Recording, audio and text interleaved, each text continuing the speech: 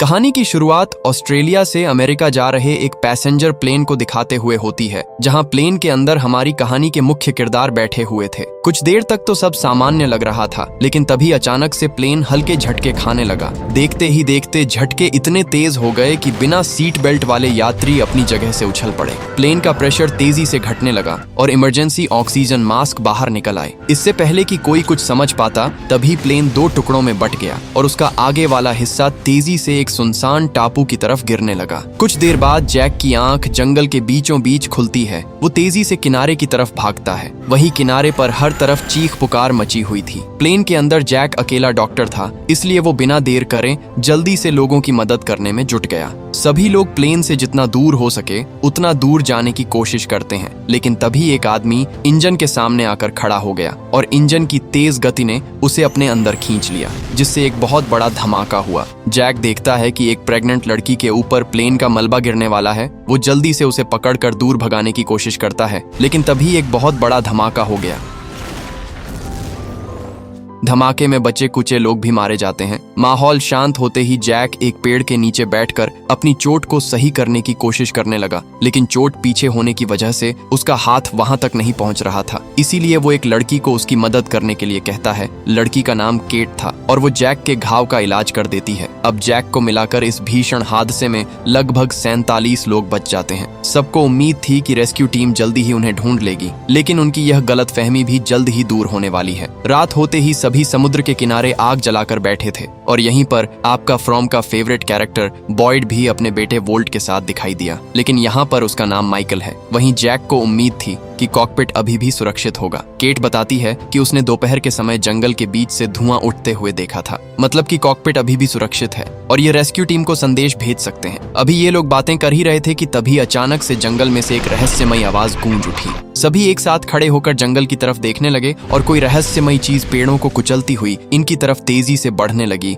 लेकिन खुशकिस्मती से वो रहस्यमयी जीव इनके सामने नहीं आया और माहौल फिर से शांत हो गया। अगली सुबह होते ही जैक बिना देर करें केट और चार्ली को अपने साथ लेकर कॉकपिट की तलाश में निकल पड़ा। कुछ देर में ही मूसलाधार बारिश शुरू हो गई। बीच पर बैठे सभी लोग जल्दी किसी सुरक्षित जगह की आड़ में छुपने लगे, लेकिन जॉन इस पल को पूरी शिद्दत से एंजॉय कर रहा था। इसी बीच सभी लोग देखते हैं कि वही रहस्यमयी जीव फिर से जाग उठा है, लेकिन जंगल के बीच जैक और साथी इस बात से पूरी तरह अनजान थे। खुशकिस्मती से उन्हें प्लेन का कॉकपिट वाला हिस्सा मिल जाता है। अंदर घुसकर जैसे ही जैक ने कॉकपिट का दरवाजा खोला, तभी को पायलट की लाश अचानक से बाहर निकल आई। अंदर घुसते ही जैक ट्रांसीवर की तलाश में जुट गया, लेकिन तभी अचानक से पायलट को होश आ जाता है। दरअसल पायलट बेहोशी की हालत में चला गया था। पायलट बताता है कि रेडियो खराब हो जाने की वजह से वो रास्ता भटक गए थे और इस वक्त वो जमीन से लगभग हजारों मील की दूरी पर मौजूद है और रेस्क्यू टीम उन्हें गलत जगह पर ढूंढ रही होगी। पायलट ट्रांसीवर से संपर्क करने की कोशिश करता है, लेकिन बदकिस्मती से वो बुरी तरह खराब हो चुका था। यह लोग वापस कैंप लौटने का फैसला करते हैं,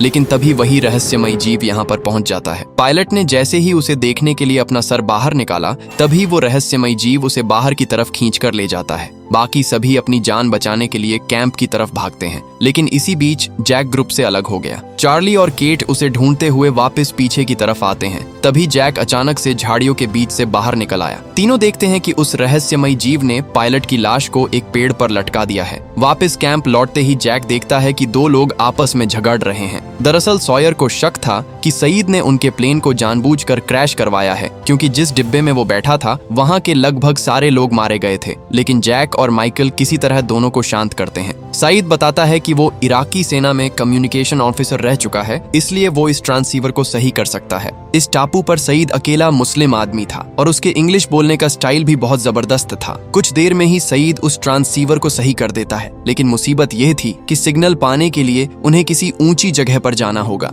केट के पूछने पर सईद सामने वाले पहाड़ की तरफ इशारा करता है। केट जैक को बताकर 5 लोगों की टीम के साथ उस दिशा की तरफ बढ़ने लगती है। हालांकि वो अभी कुछ देर पहले ही मौत के मुंह से निकलकर बाहर आई है, लेकिन फिर भी वो रिस्क उठाने के लिए तैयार थी। पांचों लोग पहाड़ की चढ़ाई चढ़ते हुए जंगल के गहरे हिस्से में पहुंच जाते हैं। रास्ते में सॉयर सईद को अभी भी प्लेन क्रैश के ताने मार रहा था। इससे पहले दोनों फिर से झगड़ पड़ते तभी झाड़ियां में से एक अजीब सी आवाज सुनाई देने लगी। सभी देखते हैं कि सामने से कोई जानवर तेजी से उनकी तरफ बढ़ रहा है। सभी अपनी जान बचाने के लिए इधर उधर भागने लगे, लेकिन सॉयर अपनी जगह पर खड़ा रहा। उसने अपनी गन निकाली और लगातार उस जानवर पर गोलियां चलानी शुरू कर दी। पास आते ही उस जानवर ने अपने घुटने टेक दिए। सभी देखते हैं कि जिसे सॉयर ने मारा वो दरअसल एक पोलर बियर था। हैरानी की बात यह थी कि पोलर बियर तो अक्सर ठंडे इलाकों में रहते हैं, तो ये आखिरकार इस टापू पर कैसे आया। लेकिन सभी भालू को छोड़कर सॉयर से गन के बारे में पूछते हैं, क्योंकि प्लेन में गन ले जाने की परमिशन नहीं होती। अपनी सफाई में सॉयर बोलता है कि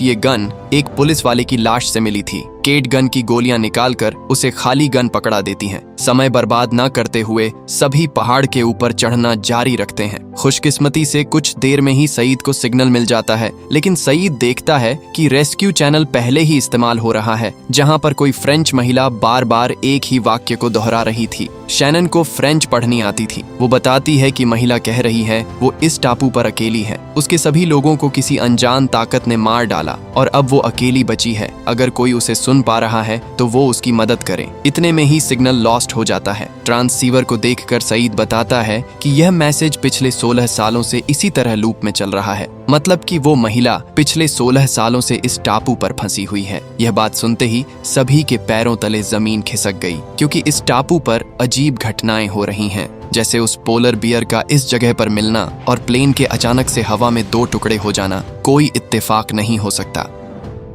अब वापस आकर केट जैक को पूरी घटना बता देती है। जैक भी समझ जाता है कि उन्हें बचाने के लिए कोई भी रेस्क्यू टीम नहीं आने वाली, इसीलिए वो प्लेन के अंदर बचे हुए खाने और पानी को सही मात्रा में इस्तेमाल करने के लिए कहता है। वहीं लॉक एक सीटी बजाकर जंगल से एक कुत्ते को बाहर बुला लेता है। ये कुत्ता दरअसल माइकल के बेटे वोल्ट का था। प्लेन क्रैश के बाद वॉल्ट अपने प्यारे कुत्ते विंसेंट को मरा हुआ मान चुका था, जहां सभी लोग डरे सहमे रेस्क्यू टीम के आने का इंतजार कर रहे थे। वही लॉक पहले ही इस जगह को स्वर्ग मान चुका था। दरअसल यहाँ आने से पहले लॉक अपने पैरों पर खड़ा नहीं हो सकता था और हमेशा व्हील चेयर पर ही बैठा रहता था। लेकिन प्लेन क्रैश के बाद जैसे ही उसे होश आया, लॉक देखता है कि वो अपने पैरों को हिला पा रहा है और बिना किसी सहारे के अपने पैरों पर खड़ा भी हो पा रहा था। उसी पल लॉक समझ गया कि ये आइलैंड कोई आम आइलैंड नहीं है। अब रात होते ही जब सभी सो रहे थे, तभी प्लेन के अंदर से हलचल सुनाई देने लगी। जैक और कुछ लोग पास जाकर देखने की कोशिश करते हैं। जल्दबाजी में सॉयर ने फ्लैशलाइट प्लेन के गहरे हिस्से में मार डाली और तभी वहां पर कुछ जंगली सुअर इनकी तरफ गुस्से में घूरने लगे।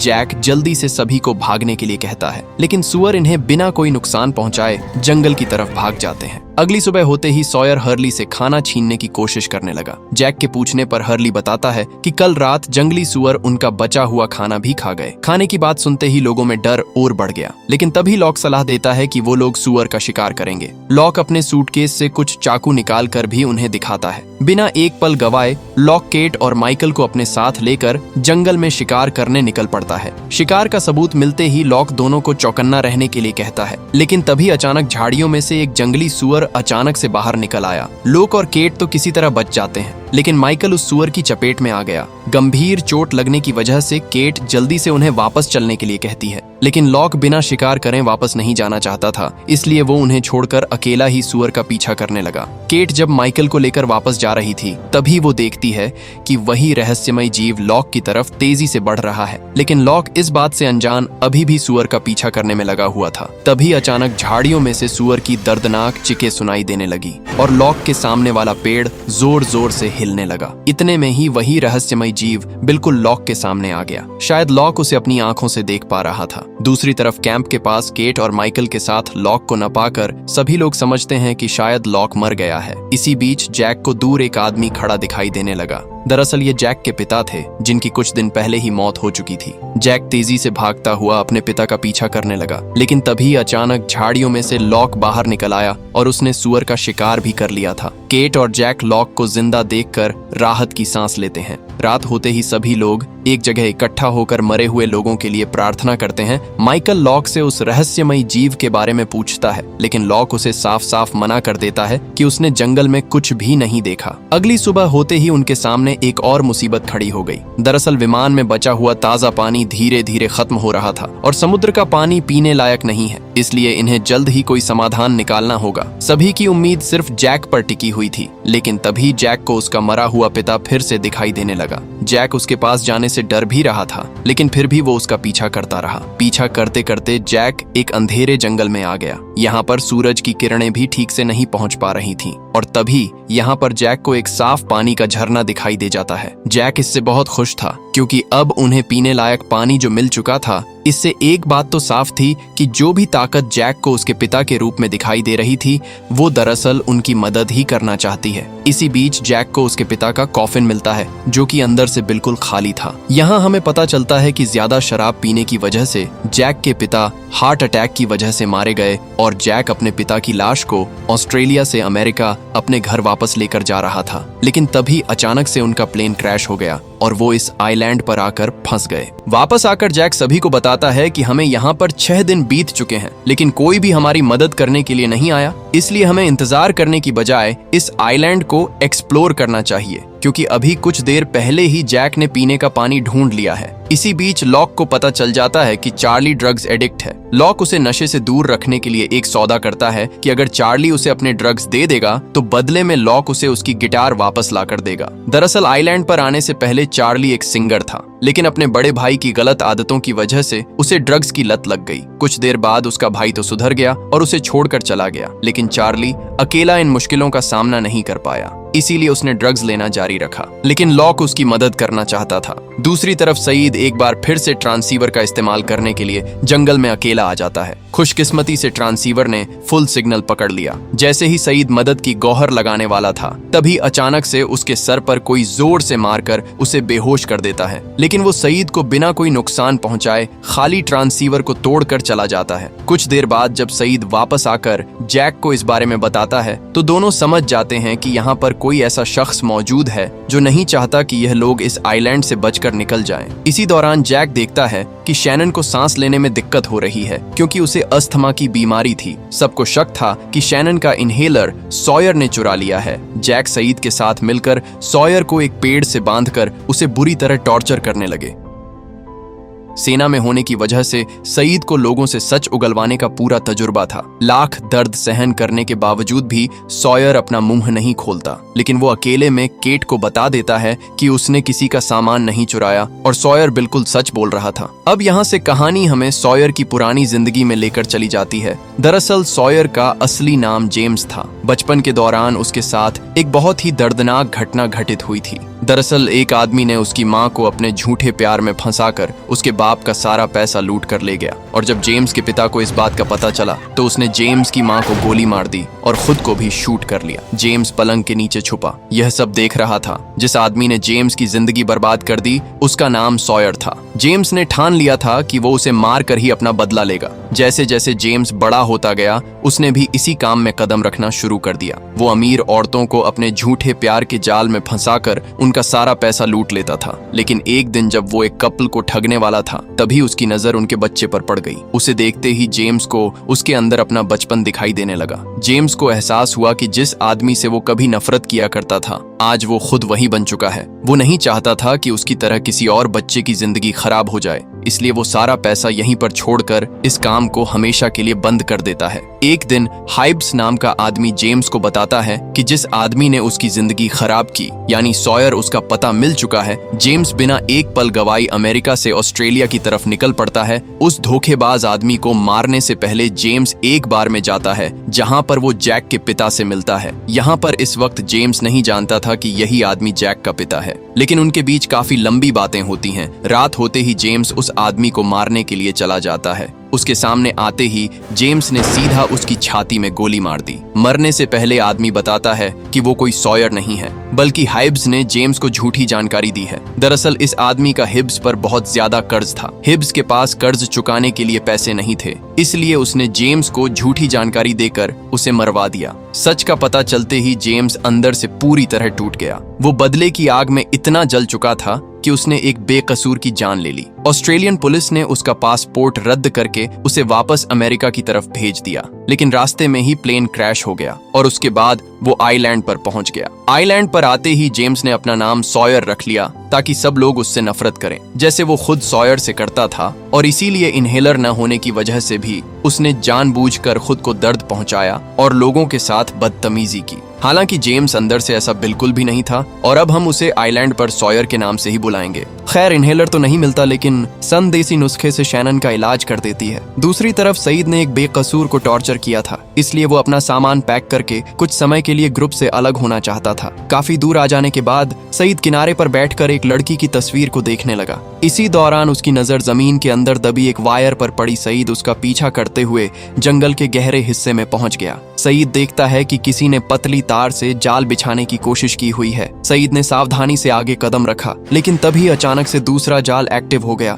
और एक नुकीली लकड़ी उसके जांघ के अंदर घुस गई। चोट गंभीर होने की वजह से सईद मौके पर ही बेहोश हो गया। होश में आते ही सईद देखता है कि उसे एक घर के अंदर कसकर बांध रखा है। एक औरत सईद से लगातार एक ही सवाल पूछे जा रही थी कि एलेक्स कहाँ पर है, लेकिन सईद उसे बताता है कि वो सिर्फ प्लेन क्रैश का एक सर्वाइवर है। सईद उसे ट्रांसीवर पर चल रही फ्रेंच महिला की मदद की गुहार के बारे में भी बताता है। इतने में ही अनजान औरत उसी मैसेज को बोलती हुई सईद के सामने आती है। दरअसल जो मेडे कॉल सईद ने ट्रांसीवर पर सुनी थी वो दरअसल इसी फ्रेंच महिला की थी, और यही वो महिला है जो पिछले 16 सालों से इस आइलैंड पर फंसी हुई है। महिला का नाम डेनियल था। वो बताती है कि वो अपनी टीम के साथ समुद्र में रिसर्च करने के लिए निकली थी, लेकिन तभी एक भयानक तूफान ने उन्हें रास्ते से भटकाकर इस टापू पर ला दिया। डेनियल के साथ उसके सभी साथी एक गंभीर बीमारी के कारण मारे गए, और तब डेनियल प्रेग्नेंट थी। उसकी बच्ची एलेक्स को पैदा होते ही कुछ लोग ले गए, जिन्हें डेनियल द अदर्स यानी अनजान लोग कहती हैं। डेनियल बताती है कि वो लोग दिखाई नहीं देते,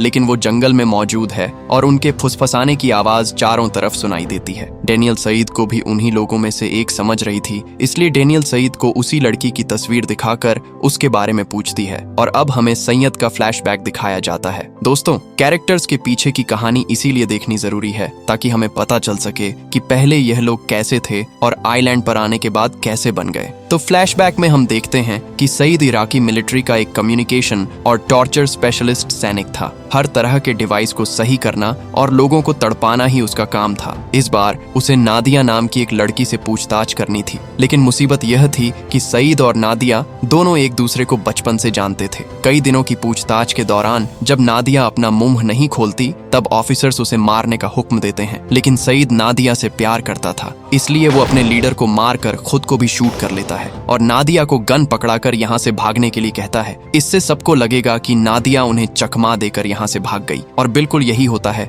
किसी को भी सईद पर शक नहीं होता। इसके कई सालों बाद सईद आर्मी छोड़कर नादिया की तलाश में निकल पड़ता है, लेकिन उसे अमेरिका की एक खुफिया एजेंसी CIA एक फर्जी केस में गिरफ्तार कर लेती है। खुफिया एजेंसी सईद के सामने एक प्रस्ताव रखती है कि अगर सईद ऑस्ट्रेलिया जाकर एक आतंकवादी संगठन में शामिल होकर उसे पकड़ने में एजेंसी की मदद करेगा तो बदले में खुफिया एजेंसी उसे नादिया का एड्रेस बता देगी। सईद इस काम को करने के लिए मान जाता है। सईद को इसलिए चुना गया था क्योंकि उस आतंकवादी संगठन में सईद के कॉलेज का दोस्त भी शामिल था, जिसकी मदद से सईद उस संगठन में बड़ी ही आसानी से शामिल हो जाता है। अब वो दिन आ जाता है जब आतंकवादी अपने काम को अंजाम देने वाले थे। घटनाक्रम से कुछ मिनट पहले सईद अपने दोस्त को बता देता है कि वो एक खुफिया एजेंसी के लिए काम कर रहा है, इसलिए वो अपने दोस्त को भागने का मौका देता है। लेकिन इस बात को सुनकर उसका दोस्त काफी दुखी हो गया, क्योंकि सईद ने एक लड़की को पाने के लिए अपने ही दोस्त का इस्तेमाल किया था। गुस्से और बेबसी में वो लड़का सईद के सामने ही खुद को गोली मार लेता है। वादे के मुताबिक सईद को नादिया का एड्रेस और प्लेन की टिकट दे दी जाती है। पुलिस उसके दोस्त की लाश को जलाने वाली थी, लेकिन मुस्लिम रीति रिवाजों के अनुसार उसे दफनाया जाना चाहिए था, इसलिए सईद उसकी डेड बॉडी को अपने साथ ले जाने का फैसला करता है और अपनी फ्लाइट को कैंसिल करके अगले दिन पर शिफ्ट कर देता है। और आगे तो फिर वही हुआ। सईद ओशियनिक फ्लाइट 815 में बैठ गया और विमान एक सुनसान आइलैंड पर क्रैश हो गया। डेनियल सईद की यह कहानी सुनने के बाद उस पर यकीन करके उसे छोड़ देती है। जंगल के बीच आते ही सईद को चारों तरफ से फुसफुसाने की आवाज सुनाई देने लगी। सईद समझ जाता है कि ये वही अनजान लोग हैं जिनके बारे में डेनियल ने उसे बताया था। सईद बिना एक पल गवाए जल्दी यहाँ से भाग जाता है, वही कैंप के अंदर क्लेयर की। जब आंख खुलती है तो वो देखती है कि उसका बच्चा गायब है। जंगल से बच्चे के रोने की आवाज आ रही थी। क्लेयर जब वहां पर जाकर देखती हैं तो लॉक एक टेबल पर कुछ पत्तों से खेल रहा था। जैसे ही लोक ने अपना चेहरा ऊपर किया, उसकी एक आंख काली और दूसरी सफेद दिखाई दे रही थी। लॉक कुछ डरावनी भविष्यवाणी कर रहा था। इसके बाद क्लेयर देखती है कि जंगल के बीचों बीच एक बच्चे वाला पालना पड़ा है। जैसे ही क्लेयर ने कपड़े हटाए तो वहाँ पर उसे सिर्फ खून पड़ा हुआ मिला। डर के मारे क्लेयर की आंख खुल जाती है। चार्ली उसे किसी तरह शांत करता है, लेकिन हैरानी की बात यह थी कि क्लेयर के हाथों पर सचमुच में खून लगा हुआ था। अगली सुबह जब जैक क्लेयर का चेकअप करता है तो पता चलता है कि डर के मारे क्लेयर ने अपनी मुट्ठी जोर से बंद कर ली, जिस वजह से उसके नाखून हथेली में घुस गए और खून निकलने लगा। इसी दौरान हमें क्लेयर का एक फ्लैशबैक दिखाया जाता है, जहां उसका पति उसे अकेले इस बच्चे के साथ छोड़कर चला जाता है। क्लेयर फैसला करती है कि वो इस बच्चे को जन्म देकर किसी अमीर फैमिली को सौंप देगी। इसी दौरान क्लेयर एक पादरी से मिलती है। पादरी ने जब उसका भविष्य देखा तो वो अंदर से बुरी तरह डर गया। वो क्लेयर को चेतावनी देता है कि इस बच्चे को उसे ही पालना होगा। अगर क्लेयर ऐसा नहीं करती तो कुछ बहुत ही भयानक घटना घटित हो जाएगी। इसके कुछ दिन बाद पादरी खुद अपने पैसों से क्लेयर को अमेरिका की टिकट खरीद कर देता है। वो क्लेयर से कहता है कि अमेरिका में एक अमीर फैमिली उसके बच्चे को अडॉप्ट करना चाहती है। क्लेयर इस बात से हैरान थी कि कुछ दिन पहले ही पादरी इस बच्चे को उसे खुद पालने की चेतावनी दे रहा था। क्लेयर बिना कोई सवाल करे पादरी की बात मान लेती है और वो उसी प्लेन में सफर करती है जो कि आइलैंड पर क्रैश हो गया। गौर करने वाली बात यह है कि पादरी पहले ही जानता था कि प्लेन क्रैश होने वाला है, इसीलिए उसने जानबूझकर क्लेयर को उस प्लेन में बैठने के लिए कहा। अब रात को जब क्लेयर सो रही थी तभी अचानक से उस पर कोई हमला कर देता है। वो उसके बच्चे को हानि पहुंचाना चाहता था। उसकी चीख सुनकर सभी लोग यहाँ पर इकट्ठा हो जाते हैं, लेकिन उन्हें यहाँ पर कोई भी दिखाई नहीं देता। जैक को लगता है कि प्रेगनेंसी की वजह से क्लेयर को हेलुसिनेशन हो रही है। उसकी यह बात सुनकर क्लेयर उस पर भड़क जाती है। क्लेयर अपना सामान पैक करके चार्ली के साथ किसी सुरक्षित जगह की तरफ निकल पड़ती है। दूसरी तरफ हर्ली प्लेन की मैनिफेस्टो लिस्ट चेक कर रहा था और उसे कुछ बहुत ही चौंका देने वाली बात पता चलती है। दरअसल ईथन नाम का आदमी कुछ दिनों से उनके साथ रह रहा था, लेकिन लिस्ट के अंदर ईथन नाम का कोई भी शख्स था ही नहीं। हर्ली जल्दी से इसके बारे में जैक को बताता है। तभी यहाँ पर सईद भी लंगड़ाते हुए पहुंच जाता है। सईद बताता है कि यहाँ पर उनके अलावा और लोग भी मौजूद हैं और ईथन उन्हीं लोगों का जासूस है। अब जैक को समझ आता है कि कल रात क्लेयर पर हमला ईथन ने ही किया था। जैक जल्दी से लॉक को अपने साथ लेकर क्लेयर और चार्ली को ढूंढने के लिए निकल जाता है। वही जंगल अंदर क्लेयर चार्ली के साथ आगे बढ़ रही थी। तभी उनके रास्ते में ईथन आ गया। ईथन अजीब तरीके से क्लेयर के पेट की तरफ देख रहा था। जैक और लॉक जब यहाँ आकर देखते हैं तो उन्हें सिर्फ उनका सामान और निशान ही दिखाई देते हैं। जैक एक टीम बनाकर निशानों का पीछा करते हुए उन्हें ढूंढने लगते हैं। थोड़ी आगे आते ही उन्हें चार्ली के हाथ का कपड़ा मिल जाता है। इसका मतलब था कि वो सही दिशा में आगे बढ़ रहे हैं, लेकिन एक वक्त पर निशान दो दिशाओं में बट जाते हैं। लॉक बून को अपने साथ लेकर दूसरी दिशा में जाता है और जैक केट के साथ अलग दिशा में आगे बढ़ता है। कुछ देर में ही बारिश शुरू हो गई और तभी जैक को क्लेयर के चिल्लाने की आवाज सुनाई दी। जैक जल्दी से भागता हुआ पहाड़ी के ऊपर चढ़ने लगा। केट भी उसके पीछे पीछे आ रही थी। तभी अचानक से जैक फिसलकर नीचे खाई में गिरने लगा। नीचे गिरते ही जैक देखा है कि ईथन बिल्कुल उसके सामने खड़ा है। ईथन जैक को धमकी देता है कि अगर वो उसका पीछा करते रहेगा तो वो क्लेयर या चार्ली दोनों में किसी एक को मार देगा। जैक उसकी धमकी को नजरअंदाज करके उससे लड़ना शुरू कर देता है, लेकिन ईथन उसे बहुत ही बुरी तरह पीटकर बेहोश कर देता है। कुछ देर बाद केट यहाँ पर आकर उसे होश में लाती है। होश में आते ही जैक फिर से उन्हें ढूंढने लगा। केट उसे वापस चलने के लिए कह रही थी कि तभी अचानक से इन्हें चार्ली एक पेड़ से लटका हुआ दिखाई दिया। दोनों जल्दी से उसे नीचे उतारते हैं, लेकिन अब बहुत देर हो चुकी थी। चार्ली की सांसें पहले ही रुक चुकी थीं। जैक हार मानने के लिए तैयार नहीं था। वो लगातार चार्ली को होश में लाने की कोशिश करता रहा। केट उसे इस हालत में देखकर फूट फूट के रोने लगी। जब दोनों को लगने लगा कि चार्ली अब मर चुका है, तभी जैक ने एक आखिरी मुक्का उसकी छाती पर जोर से मारा और तभी चार्ली होश में आ गया। जैक और केट उसे अपने साथ लेकर कैंप वापस लौट जाते हैं। दूसरी तरफ लॉक बून के साथ अभी भी जंगल में भटक रहा था। अंधेरा ज्यादा हो जाने की वजह से बून लॉक को वापस चलने के लिए कहता है, लेकिन लॉक उसे अकेले ही वापस जाने के लिए कहकर उसे अपनी टॉर्च भी पकड़ा देता है। लेकिन बून टॉर्च को नहीं पकड़ पाया और वो नीचे जमीन पर जा गिरी। तभी वहां अचानक लोहे से टकराने जैसी आवाज सुनाई दी। दोनों मिट्टी हटाकर देखते हैं तो उन्हें वहां एक सीक्रेट बंकर दिखाई देता है। अगली सुबह हम देखते हैं कि केट सॉयर के साथ जंगल से कुछ फल लेने आई थी। तभी इन्हें यहाँ पर एक खूबसूरत झील दिखाई देता है। दोनों बिना एक पल गवाए उसमें नहाना शुरू कर देते हैं। तभी दोनों देखते हैं कि पानी के गहरे हिस्से में दो लाशें डूबी हुई हैं। लाशों के बीच एक सूटकेस था जिसे केट हासिल करना चाहती थी, लेकिन सॉयर वो सूटकेस उससे पहले उठा लेता है, लेकिन उसे खोलने की चाबी दोनों के पास नहीं थी। केट जैक के पास जाकर सूटकेस के बारे में बता देती है। दरअसल सूटकेस के अंदर भारी मात्रा में गन्स मौजूद थी और वो सूटकेस एक पुलिस वाले का था जिसे जैक ने ही दफनाया था। जैक केट के साथ मिलकर उसकी कब्र को खोदता है और चाबियां बाहर निकाल लेता है। इसके बाद जैक सॉयर को धमकाकर उससे सूटकेस ले लेता है। सूटकेस खोलते ही उसके अंदर से भारी मात्रा में गन्स निकल आती है। वहीं दूसरी तरफ लॉक ने बून के साथ मिलकर उस बंकर का दरवाजा निकाल लिया था, लेकिन उसे खोलना इतना भी आसान नहीं था। बून सलाह देता है कि उन्हें बाकी लोगों को इसके बारे में बता देना चाहिए, लेकिन लॉक उसे मना करता है। लॉक को डर था कि कहीं बून सबको इस बंकर के बारे में ना बता दे, इसलिए वो उसे सर पर मारकर बेहोश कर देता है। होश में आते ही बून देखता है कि लॉक ने उसे रस्सियों से कसकर बांध रखा है। जाने से पहले लॉक उसके सर पर कुछ दवा लगाकर और एक चाकू बिल्कुल उसके सामने छोड़कर चला जाता है। खुद को आजाद करने के लिए बून जैसे ही उस चाकू को उठाने के लिए आगे बढ़ता, तभी रस्सियां और ज्यादा टाइट हो जाती है। थक हार कर वो चिल्लाकर मदद पुकारने लगा। इतने में ही उसे अपनी बहन और उसी रहस्यमयी जीव के चिल्लाने की आवाज सुनाई थी। जब बून को लगने लगा कि उसकी बहन खतरे में है, तो उसने बिना अपने दर्द की परवाह किए तुरंत उस चाकू को उठा लिया। वो जल्दी से खुद को आजाद करके आवाज की तरफ भागता है। बून देखता है कि किसी ने उसकी बहन को एक पेड़ से बांध रखा है। बून बिना एक पल गवाए उसकी रस्सियां काटकर कैंप की तरफ भागता है, लेकिन वो रहस्यमय जीव उनका पीछा नहीं छोड़ता और देखते ही देखते वो शैनन को अपने साथ हवा में उठाकर ले जाता है। बून भी अपनी बहन को बचाने के लिए उसके पीछे जाता है और नदी के किनारे पहुंचते ही उसे अपनी बहन की लाश पत्थरों पर पड़ी हुई मिलती है। बून उसके गले सिमट के फूट फूट कर रोने लगा। रात होते ही बून कैंप वापस लौट आया। वापस आते ही बून तुरंत लॉक पर जानलेवा हमला कर देता है, लेकिन तभी बून देखता है कि उसकी बहन बिल्कुल सही सलामत पानी भर रही है। बून को कुछ समझ नहीं आता कि आखिरकार उसके साथ क्या हो रहा है। तब लॉक उसे बताता है कि जो दवा उसने बून के सर पर लगाई थी उसमें नशीले पदार्थ मौजूद थे और जो चीज बून देखना चाहता था उसके दिमाग ने उसे सिर्फ वही एहसास करवाया।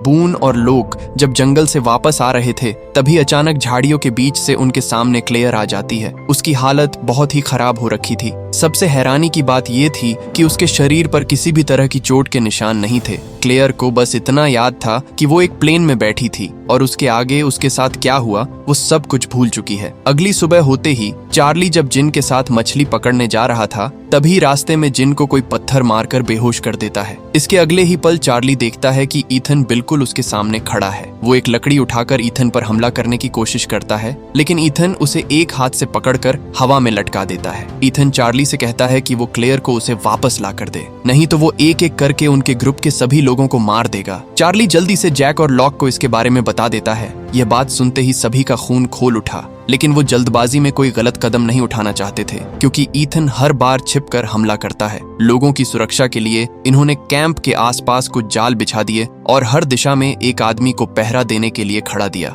इतनी सख्त पहरेदारी होने के बावजूद भी इनका एक साथी समुद्र के किनारे बड़ी ही बेरहमी से मरा हुआ मिलता है। जैक से अब और इंतजार नहीं हुआ, इसलिए उसने उसी सूटकेस से गन्स को बाहर निकाल लिया। ईथन को क्लेयर की तलाश थी, इसलिए यह लोग मिलकर एक प्लान बनाते हैं। जैक क्लेयर को चारे की तरह इस्तेमाल करने वाला था ताकि ईथन अपने बिल से बाहर निकल सके। सभी बिना एक पल गवाए जंगल में निकल पड़ते हैं। वो क्लेयर को एक सुनसान जगह पर खड़ा करके चारों तरफ से घेराबंदी कर लेते हैं। बारिश भी बहुत तेज हो रही थी और क्लेयर डरी सहमी चुपचाप वहां पर खड़ी थी। तभी अचानक ईथन पीछे से बाहर निकल आता है। वो क्लेयर को पकड़ने के लिए उसके पीछे भाग ही रहा था कि तभी जैक बीच में आकर उसे दबोच लेता है। इस दौरान जैक की गन दूर जा गिरी और दोनों के बीच हाथापाई होने लगी। इस बार जैक का पलड़ा भारी पड़ रहा था। वो ईथन को बुरी तरह पीटता है और सॉयर उसे बंदूक की नोक पर ले लेता है। जैक उसे जिंदा पकड़ना चाहता था ताकि वो ईथन से उसके साथियों और इस आइलैंड के रहस्य के बारे में पूछ सके, लेकिन तभी यहाँ पर चार्ली ने जैक की गिरी हुई गन उठा ली और ईथन को गोलियों से भून दिया।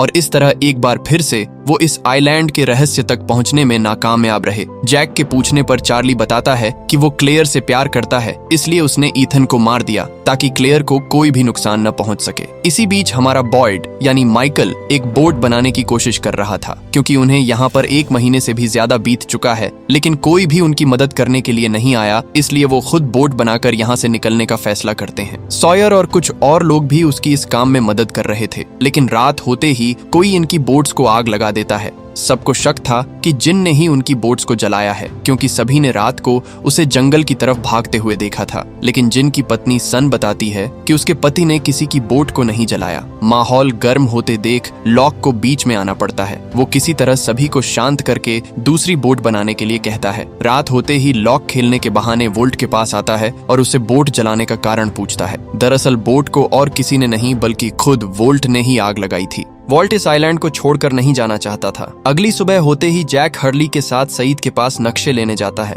दरअसल डेनियल के घर से निकलते वक्त सईद अपने साथ कुछ नक्शे लेकर आया था। हर्ली जब उन नक्शों के बीच कुछ नंबर्स को देखा तो उसके पैरों तले जमीन खिसक गई। दरअसल यहाँ आने से पहले हर्ली एक पागल खाने में भर्ती था। वहाँ पर एक पागल आदमी हर रोज लगातार इन्हीं नंबर्स को बोलता रहता। पागल खाने से निकलने के बाद हर्ली ने उन्हीं नंबर्स का इस्तेमाल करते हुए एक लॉटरी डाल दी और खुशकिस्मती से वो लॉटरी जीत गया। शुरू में तो उसे यह सिर्फ एक इत्तेफाक लगा, लेकिन उसी दिन अचानक से उसके पिता की हार्ट अटैक से मौत हो गई। इसके कुछ दिन बाद जब उसने एक नया घर खरीदा तो अचानक से उसमें आग लग गई। यही नहीं, जिस कंपनी में वो काम करता था वहाँ के कर्मचारी एक एक करके रहस्यमय तरीके से मरने लगे। हर्ली जब इन नंबर्स का राज जानने के लिए ऑस्ट्रेलिया उसी आदमी की पत्नी के पास गया तो वो औरत बताती है कि उसके पति ने मिलिट्री ब्रॉडकास्ट पर इन नंबरों को सुना था और उसके बाद उसका पति पागल हो गया। हर्ली समझ जाता है कि यह नंबर श्रापित है, क्योंकि जिस प्लेन में वो सफर कर रहा था वो इस आइलैंड पर क्रैश हो गया और उसके साथ वाली सीट्स पर बैठे सारे लोग मारे गए, लेकिन वो अकेला बच गया। और अब ये नंबर्स उसे फ्रेंच महिला के पास मिले, इसलिए सच का पता लगाने के लिए हर्ली सईद के बताए हुए रास्ते पर डेनियल को ढूंढने के लिए निकल पड़ता है। खौफनाक रास्तों को पार करता हुआ हर्ली किसी तरह डेनियल तक पहुंचने में कामयाब रहता है। डेनियल उसे बताती है कि उनके जहाज के रेडियो ने प्रशांत महासागर से आ रहा एक अजीब सिग्नल पकड़ा जो लगातार उन नंबर्स को दोहरा रहा था। इसके तुरंत बाद उनका जहाज आइलैंड की चट्टानों से टकरा गया और वो सभी इस आइलैंड पर आ फंसे। डेनियल के मुताबिक भी ये नंबर्स श्रापित है और अब यही नंबर्स लॉक द्वारा खोजे गए उस बंकर पर मौजूद हैं।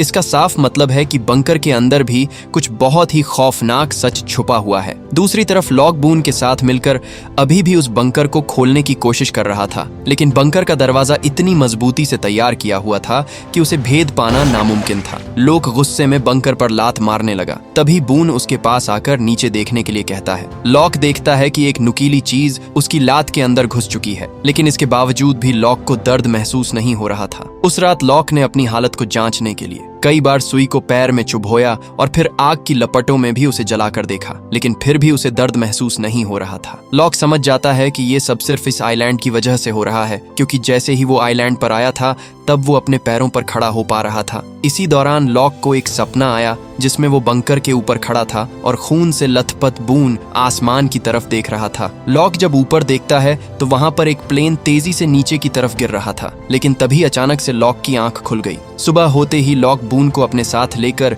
उसी प्लेन को खोजने के लिए निकल पड़ता है। रास्ते में उन्हें एक क्रॉस मिलता है। बून को लगता है कि वो उनके कैंप में ही किसी का होगा। इतने में ही लॉक पेड़ की बेल को नीचे खींच देता है। ऊपर से एक बहुत ही गली सड़ी लाश नीचे आ गिरी, जिसके सोने के दांत, जेब में बहुत सारा कैश और एक पिस्टल भी मौजूद थी। इसके कुछ देर में ही ये लोग उस प्लेन को भी खोज लेते हैं जो लॉक ने अपने सपने में देखा था। प्लेन बहुत ही बुरी हालत में पेड़ों के बीच लटका हुआ था। पैर में चोट लगे होने की वजह से लॉक बून को प्लेन के अंदर जाने के लिए कहता है। प्लेन के अंदर पहुंचकर बून को यहाँ पर एक लाश और कुछ मूर्तियां मिलती हैं जिनके अंदर ड्रग्स भरे हुए थे। इसी दौरान बून की नजर प्लेन के रेडियो सिस्टम पर पड़ गई। वो जल्दी से उसे चालू करके रेस्क्यू टीम को मैसेज भेजने की कोशिश करता है, लेकिन तभी अचानक से प्लेन भारी झटके खाने लगा। लॉक उसे जल्दी से बाहर निकलने के लिए कहता है, लेकिन अब बहुत देर हो चुकी थी। प्लेन सीधा मुंह के बल जमीन से टकरा गया। लॉक अपनी चोट की परवाह किए बिना जल्दी से मलबे को हटाकर बून को बाहर निकालता है। लॉक उसे अपनी पीठ पर लाद कर कैंप की तरफ भागता है। कुछ देर में ही लॉक कैंप में पहुंच गया। जैक के पूछने पर लॉक उसे झूठ बोल देता है कि बून की यह हालत पहाड़ी से गिरने की वजह से हुई है। जैक ने जैसे ही उसे मदद के लिए पुकारा तब तक लॉक गायब हो चुका था। लॉक उसी बंकर के पास आकर जोर जोर से रोने लगा, लेकिन तभी अचानक बंकर के अंदर से एक हल्की सी रोशनी जगमगा उठी, जैसे कि वो लॉक को शांत रहने के लिए कह रही हो। दूसरी तरफ बून को होश आ गया। वो तुरंत जैक को उसी रहस्यमयी बंकर के बारे में बता देता है। इससे पहले कि वो जैक को कुछ और बता पाता, तभी बून दोबारा से बेहोश हो गया। उसके पैर को देखकर लग नहीं रहा था कि वो किसी पहाड़ी से गिरा है, जिस वजह से जैक को बीमारी का सही पता नहीं लग पाया और वो गलत इलाज कर बैठा। नतीजा ये हुआ कि कुछ देर में ही बून की मौत हो गई। लेकिन एक खुशखबरी भी थी, उसी रात क्लेयर ने अपने बच्चे को जन्म भी दे दिया। वही शैनन अपने भाई की मौत से काफी दुखी थी, क्योंकि बून अक्सर उसका बहुत ध्यान रखता था। सभी लोग मिलकर बून की लाश को दफना देते हैं। तभी यहाँ पर खून से लथपथ लॉक भी पहुंच जाता है। लॉक सबको बता देता है कि बून पहाड़ी से नहीं बल्कि प्लेन से गिरने की वजह से घायल हुआ था। ये बात सुनकर जैक का गुस्सा फूट पड़ता है, क्योंकि अगर लॉक ने ये बात उसे पहले बताई होती तो बून उनके बीच आज जिंदा होता।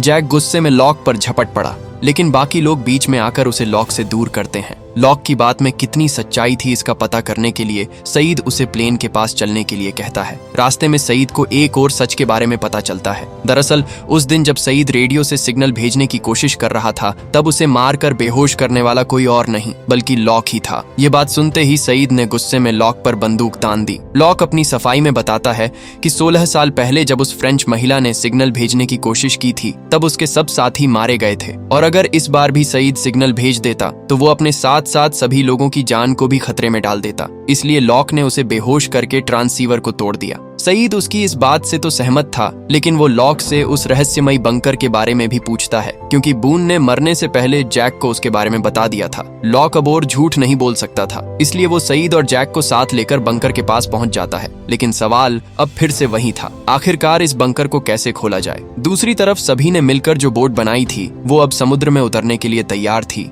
लेकिन तभी अचानक से वोल्ट सभी को आसमान की तरफ देखने के लिए कहता है। सभी लोग देखते हैं कि जंगल के बीचों बीच अचानक से काला धुआं उड़ना शुरू हो गया। इतने में ही वही फ्रेंच औरत डेनियल अचानक से उनके कैंप पर पहुंच गई। डेनियल बताती है कि यह काला धुआं खतरे का संकेत है। अगर ये एक बार भी दिखाई दे जाए तो तुम्हारे पास सिर्फ 3 मौके हैं, या तो भागकर अपनी जान बचाओ या किसी सुरक्षित जगह पर छुप जाओ, नहीं तो चुपचाप अपनी मौत के आने का इंतजार करो। ये बात सुनकर कैंप के सभी लोगों के अंदर डर का माहौल छा गया। जैक सभी को किसी सुरक्षित जगह पर रखना चाहता था, लेकिन मुसीबत ये थी कि कैंप के अंदर 40 से भी ज्यादा लोग मौजूद थे। लेकिन तभी जैक को एक ख्याल आया। वो तुरंत डेनियल को अपने साथ लेकर उसी बंकर के पास पहुंच जाता है। जैक को उम्मीद थी कि डेनियल इस बंकर को खोल देगी, लेकिन इतने साल आइलैंड पर बिताने के बावजूद भी डेनियल ने इस बंकर को पहली बार देखा था। वो हैच को तो नहीं खोल पाई, लेकिन उसे भारी विस्फोटकों के बारे में पता था जो बंकर के दरवाजे को तोड़ सकते थे। जैक बिना एक पल गवाए कुछ लोगों की टीम तैयार करके विस्फोटकों को लेने के लिए निकल पड़ा। निकलने से पहले उनकी टीम में आर्स्ट नाम का एक केमिस्ट्री टीचर भी शामिल हो जाता है, क्योंकि उसे विस्फोटकों के बारे में जानकारी थी। सही लोगों का एक ग्रुप जंगल की तरफ निकल पड़ता है। काफी देर तक चलने के बाद डेनियल अचानक रुक गई। उसने सभी को चेतावनी दी कि इसके आगे का इलाका बेहद ही खतरनाक होने वाला है। डेनियल के पुराने साथी भी इसी इलाके में मारे गए थे। इतना सुनते ही आर्स्ट वापस लौटने का फैसला करता है। जाने से पहले वो जैक को बताता है कि उन्हें डायनामाइट को बड़े ही ध्यान से बाहर निकालना होगा। इसके बाद बचे हुए लोग आगे बढ़ने लगते हैं। कुछ ही देर में तेज बारिश शुरू हो गई, जिससे पहाड़ी रास्ता फिसलन भरा हो गया। तभी इन्हें जंगल के बीच से एक भयानक आवाज सुनाई दी। अगले ही पल आर्स्ट अपनी जान बचाता हुआ झाड़ियों से बाहर निकला। वो सभी को भागने के लिए कहता है, क्योंकि वही रहस्यमय जीव उसके पीछे आ रहा था। सभी अपनी जान बचाने के लिए इधर उधर भागना शुरू कर देते हैं, लेकिन लॉक अपनी जगह से 1 इंच भी नहीं हिला। खुशकिस्मती से धीरे धीरे उस जीव के कदमों की आहट गायब होने लगी और माहौल फिर से सामान्य हो गया। सभी लोग वापस से एक जगह इकट्ठा होकर अपना आगे का सफर जारी रखते हैं। कुछ घंटे चलने के बाद वो लोग एक जहाज के पास पहुंच जाते हैं। हैरानी की बात यह थी कि समुद्र तल से करीब 4 किलोमीटर की दूरी पर यह जहाज आखिरकार जंगल के बीच कैसे आया। डेनियल के मुताबिक यह काम शायद उस रहस्यमय जीव का हो सकता है। उन्हें जहाज तक पहुंचाने के बाद डेनियल यहाँ से चली जाती है। जैक जब लॉक और केट के साथ जहाज के अंदर दाखिल हुआ तो अंदर का नजारा देखकर उनके होश उड़ गए, क्योंकि अंदर चारों तरफ जंजीरों और बेड़ियों में जकड़े कंकाल पड़े थे। इसी दौरान केट को डायनामाइट वाला बॉक्स मिल जाता है। जैक और लॉक उसे सावधानी से जहाज से बाहर निकाल लेते हैं। इसके बाद आर्स्ट उन्हें डायनामाइट को पकड़ने की सही तकनीक बताता है। उसने एक कपड़े को गिला करके सावधानी से डायनामाइट पर लपेट दिया। सबको लग रहा था कि आर्स्ट बिल्कुल सही कर रहा है, लेकिन तभी अचानक से उसके हाथ में पड़ा डायनामाइट ब्लास्ट हो गया। उसके मांस के टुकड़े पत्तों की तरह चारों तरफ फैल गए। आर्स्ट की गलती से सीखकर जैक और लॉक बड़ी ही सावधानी से डायनामाइट को बैग के अंदर रखते हैं। इसके बाद सभी लोग वापस से कैंप की तरफ लौटने लगे। रास्ते में जैक को वही काला धुआं झाड़ियां के बीच से उड़ता हुआ दिखाई दिया। शुरुआत में जैक को लगा कि शायद उसे भ्रम हुआ है, लेकिन केट को भी वही काला धुआं दिखाई दे रहा था। जैक जल्दी से सभी को भागने के लिए कहता है। अगले ही पल वही रहस्यमयी जीव पेड़ों को उखड़ता हुआ तेजी से उनकी तरफ बढ़ने लगा, लेकिन लॉक भागने की बजाय खुशी से उसकी तरफ जाने लगा। जैक उसे लगातार भागने के लिए कह रहा था, लेकिन अब बहुत देर हो चुकी थी। वो मॉन्स्टर जमीन को चीरता हुआ अचानक से बाहर निकला और लॉक को पकड़कर तेजी से अंदर की तरफ खींचने लगा। जैक भी तुरंत उसकी मदद करने के लिए आ जाता है। उसने किसी तरह लॉक को गड्ढे पर ही रोक लिया, लेकिन उस मॉन्स्टर की ताकत इंसानों से कई गुना ज्यादा थी। इसलिए जैक केट को डायनामाइट गड्ढे के अंदर फेंकने के लिए कहता है। एक बड़े धमाके के साथ वो मॉन्स्टर धुएं के गुब्बार में जमीन से बाहर निकलकर वापस से गायब हो जाता है। शुक्रिया बोलने की बजाय लॉक जैक की इस हरकत पर नाराज था। उसका मानना था कि उन्हें मॉन्स्टर को नुकसान नहीं पहुंचाना चाहिए था। दूसरी तरफ सभी लोग मिलकर बोट को समुद्र में उतार देते हैं। बोट पर माइकल, उसका बेटा वोल्ट, जिन और सॉयर मौजूद थे। वो चारों मदद की तलाश में टापू से निकल पड़ते हैं। रात का अंधेरा छा जाने के बाद उन्हें रेडार पर किसी दूसरे शिप के होने का अनुमान होता है। माइकल ने बिना एक पल गवाए तुरंत फ्लेयर गन दाग दी। फ्लेयर गन की चमक देखकर दूसरी शिप भी उनकी मदद के लिए उनकी तरफ बढ़ने लगी। बोट पर खड़े सभी लोग खुशी से झूम उठे। उन्हें लग रहा था कि अब वो सभी अपने घर चले जाएंगे, लेकिन जल्द ही उनकी खुशी कुछ पलों में ही गहरे सन्नाटे में बदल गई, क्योंकि सामने वाली शिप पर मौजूद लोग उन्हें धमकी देते हैं कि वो बच्चे को उनके हवाले करके दे। माहौल खराब होते देख सॉयर ने तुरंत अपना हाथ पीछे वाली गन पर रख लिया। जैसे ही लाइट्स बंद हुई, सॉयर ने अपनी गन निकालकर सामने वाले आदमी पर गोली चला दी, लेकिन बदकिस्मती से उसका निशाना चूक गया और जवाबी फायरिंग में वो सीधा समुद्र में जा गिरा। जिन तुरंत सॉयर को बचाने के लिए पानी में छलांग लगा देता है। इसी मौके का फायदा उठाते हुए वो लोग माइकल को धक्का देकर वॉल्ट को किडनैप करके अपने साथ ले जाते हैं। जाने से पहले वो इनकी बोट को बम से उड़ा देते हैं। माइकल बेबसी से अपनी आंखों के आगे वॉल्ट को खुद से दूर जाते हुए देख रहा था। दूसरी तरफ जैक लॉक के साथ बंकर तक पहुंच जाता है। वो डायनामाइट को हैच के साथ जोड़कर उसके साथ एक लंबी तार का फ्यूज भी जोड़ देते हैं। जब सभी लोग हैच को उड़ाने के लिए तैयार थे, तभी अचानक से हर्ली की नजर बंकर पर लिखे उन्हीं रहस्यमयी नंबरों पर पड़ जाती है। उसके मुताबिक यह नंबर श्रापित थे, इसीलिए वो तुरंत उन्हें बम ब्लास्ट करने से रोकता है, लेकिन लॉक ने उसकी एक बात नहीं सुनी और फ्यूज को आग लगा दी। हर्ली ने अपनी जान की परवाह किए बिना चिंगारी को रोकने की पूरी कोशिश की। धमाका होने से ठीक पहले जैक हर्ली को पकड़कर दूर कूद जाता है। धुएं के हटते ही सभी देखते हैं कि बंकर का हैच टूट चुका है। जैसे ही लॉक और जैक ने अंदर झांकने की कोशिश की तो उनकी आंखें फटी की फटी रह गईं, क्योंकि सामने सिर्फ एक गहरी और रहस्यमयी सुरंग थी। इसी सस्पेंस के साथ इस कहानी का पार्ट 1 यहीं पर खत्म हो जाता है। दोस्तों, अगर आप चाहते हैं कि मैं इस वीडियो के सारे पार्ट्स लगातार एक साथ बिना कोई दूसरी वीडियो डाले एक्सप्लेन कर दूं, तो इस वीडियो के कमेंट सेक्शन में मुझे पार्ट 2 लिख करके बताएं। मैं तुरंत इस वीडियो का पार्ट 2 ले आऊंगा। और अगर वीडियो पुराना हो चुका है तो हो सकता है कि इसका पार्ट 2 ऑलरेडी अपलोड हो गया हो। आप चैनल की प्लेलिस्ट में जाकर पार्ट 2 देख सकते हैं। वीडियो अच्छी लगी हुई तो वीडियो को लाइक करके चैनल को सब्सक्राइब कर लेना।